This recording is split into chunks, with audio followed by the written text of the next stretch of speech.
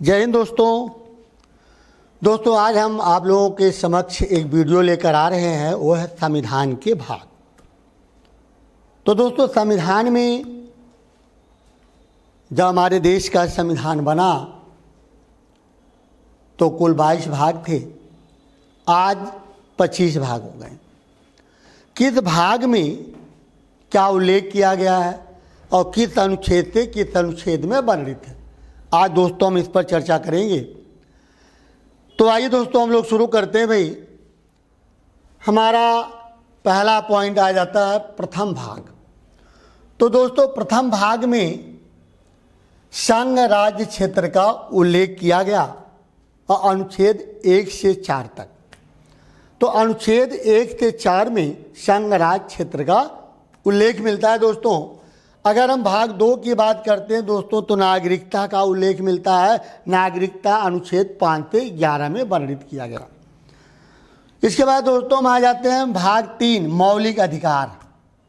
तो मौलिक अधिकार अनुच्छेद 12 से 35 में दोस्तों उल्लेख किया गया। भाग 3 मौलिक अधिकार का आ जाता है दोस्तों। भाग 4 में आ जाता है आपके नीति निर्देशक तत्व। तो नीति निर्देशक तत्व अनुच्छेद 36 से 51 में वर्णित किया गया। भाग 4 का की अगर हम बात करते हैं दोस्तों तो अनुच्छेद 51E में मूल कर्तव्य को जोड़ा गया भाग 4A में।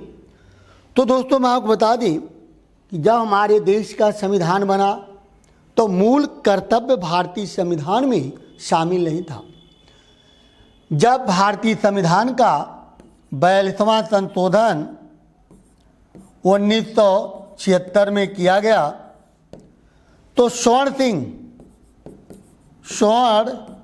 सिंह समिति के सुझाव पर मूल कर्तव्य को अनुच्छेद 51A में रखा गया। ठीक, और अनुच्छेद 51A आपका आ जाता भाग 4A में। तो मूल कर्तव्य भाग 4A में रखा गया दोस्तों, अनुच्छेद 51A। तो अगले पॉइंट में दोस्तों हम आ जाते हैं कि भाग 5 में 52 से 151।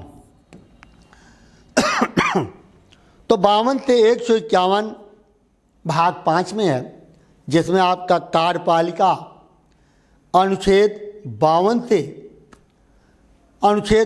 से लेकर के 78 तक आपका कार्यपालिका आ जाता है।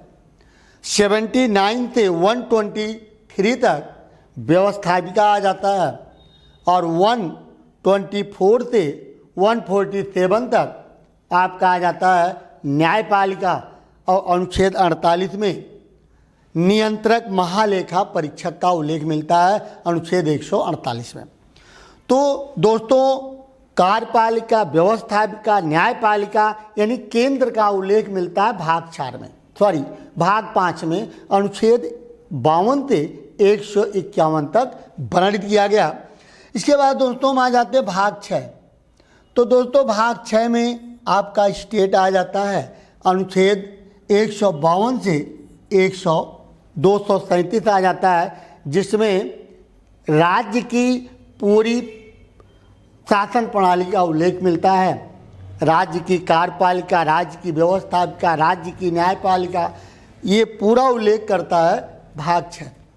इसके बाद दोस्तों हम आ जाते हैं भाग 7 में। पहली अनुसूची के भाग खा के राज्य यानी अनुच्छेद 238 का उल्लेख करता है। भाग 8 की अगर हम बात करते हैं तो संघ राज्य क्षेत्र यह अनुच्छेद 239 से 242 में उल्लेख करता है दोस्तों। 9 में पंचायत का उल्लेख करता है। अगर हम अनुच्छेद की बात करते हैं तो 243 का से एड़ा तक ये ग्राम पंचायत का दोस्तों उल्लेख करता है। इसके बाद भाग 9 का में अगर हम बात करते हैं तो भाग 9 का जो है उल्लेख करता है नगर पालिका। तो नगर पालिका दोस्तों 243 या से 6 तक का उल्लेख मिलता है अनुच्छेद 243 में। अगर हम भाग 10 की बात करते हैं दोस्तों, तो अनुसूचित और जनजाति क्षेत्रों का उल्लेख करता है। अनुसूचित जनजाति क्षेत्रों का उल्लेख अनुच्छेद 244 में वर्णित किया गया। इसके बाद दोस्तों हम आ जाते हैं भाग 11, संघ और राज्यों के बीच संबंध। तो संघ और राज्यों के बीच संबंध दोस्तों अनुच्छेद 245 से 263 के मध्य में इसका उल्लेख किया गया।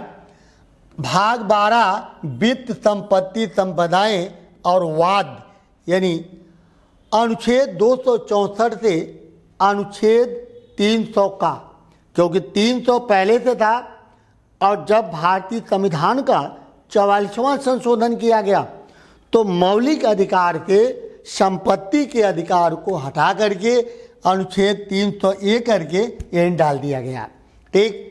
भाग 13 की अगर हम दोस्तों बात करते हैं तो भारत के राज्य क्षेत्र के भीतर व्यापार, वाणिज्य व समागम का उल्लेख मिलता है, व्यापार करने का उल्लेख मिलता है दोस्तों। तो अनुच्छेद 301 से 307 के बीच में इसका उल्लेख किया गया दोस्तों। भाग 14 की अगर हम बात करते हैं, संघ राज्यों के अधीन सेवाओं का उल्लेख मिलता है दोस्तों।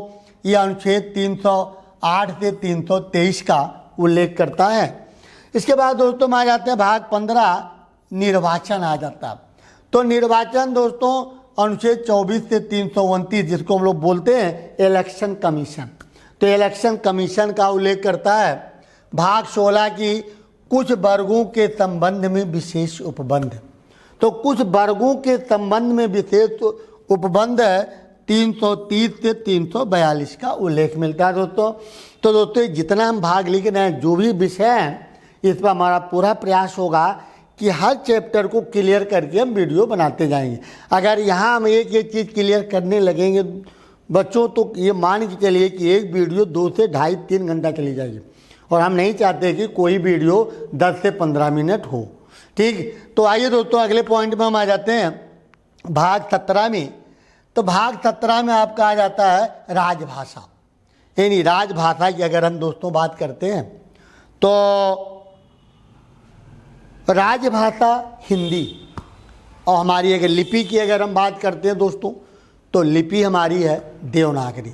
तो राजभाषा हिंदी और लिपि देवनागरी का उल्लेख करता अनुच्छेद 343 से 351 के मध्य में चर्चा की गई है। अब हम आ जाते हैं भाग 18 में आपात उपबंध है। राष्ट्रपति के आपातकालीन अधिकार है, जो जर्मनी से लिया गया दोस्तों। अनुच्छेद 352, 356, 360 का उल्लेख करता है भाग 18। ठीक। तो 52 से 60 है, 18 में आपात है, 19 में प्राकीर्ण यानी कि अनुच्छेद 61 से 67 में उल्लेख करता है दोस्तों। इसके बाद दोस्तों हम आ जाते हैं भाग 20। तो भाग 20 में संविधान संशोधन का उल्लेख करता है। आप लोगों को पता है कि संविधान संशोधन करने का अधिकार जनता ने किसको दिया है, तो संसद को दिया गया। अनुच्छेद 368 में उल्लेख करता। भाग 21 अस्थायी संक्रमणलीन और विशेष उपबंध अनुच्छेद 369 से 392 में आ जाता है बच्चों। भाग 22 संक्षिप्त नाम प्रारंभ हिंदी में अधिकृत पाठ और निरसन, ये अनुच्छेद 393 और 395 के मध्य में उल्लेख करता है। क्योंकि जब हमारे देश का संविधान बना तो उस समय भारतीय संविधान में कुल अनुच्छेद कितने थे, तो 395 अनुच्छेद थे। तो चलिए दोस्तों हमने 22 भाषा का उल्लेख किया है, और इसी तरह से हम आप लोगों को वीडियो लेकर आते रहेंगे। तो बिल्कुल दोस्तों अगर वीडियो हमारी पसंद आती है तो ज़रूर आप लोग शेयर कीजिएगा, और हमारे चैनल को जो बच्चे सब्सक्राइब नहीं किए सब्सक्राइब कर लें। तो चलिए बच्चों अगली वीडियो फिर मिलते हैं। जय हिंद, जय भारत।